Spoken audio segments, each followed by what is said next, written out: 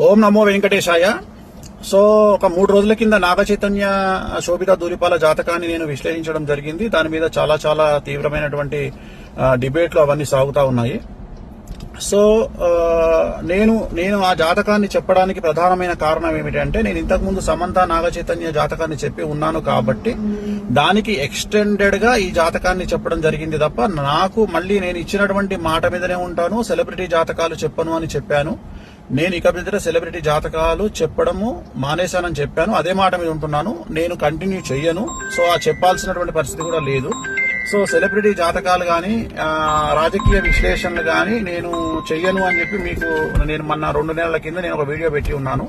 So దానికి ఎందుకు నేను చెప్పాల్సి వచ్చింది అనే క్లారిటీ ఇస్తా ఉన్నా. ఎందుకు చెప్పాల్సి వచ్చింది అంటే, దాని ఎక్స్టెండెడ్ గా నేను చెప్పడం జరిగింది. దాని ఎక్స్టెండెడ్ అంటే సమంత నాగ చైతన్య అది జరిగింది కాబట్టి నేను దాని ఎక్స్టెండెడ్ గా నేను చెప్పడం జరిగింది. సో ఇప్పుడే నాకు మంచు విష్ణు గారు మాట్లాడినారు.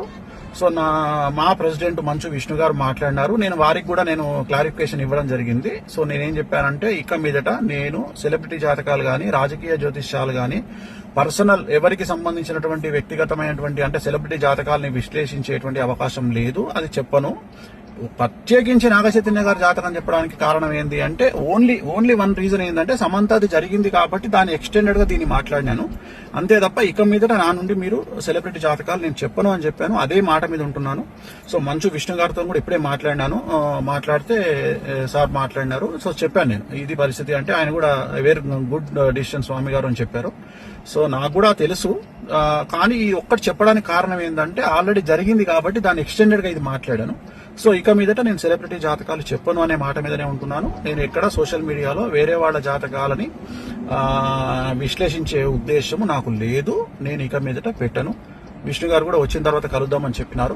సో ఇది నేను నా సోషల్ మీడియా ప్లాట్ఫామ్ ద్వారా నేను చెప్పాలనుకుంటున్న విషయము. ఇది డిసిషన్ అయిపోయింది.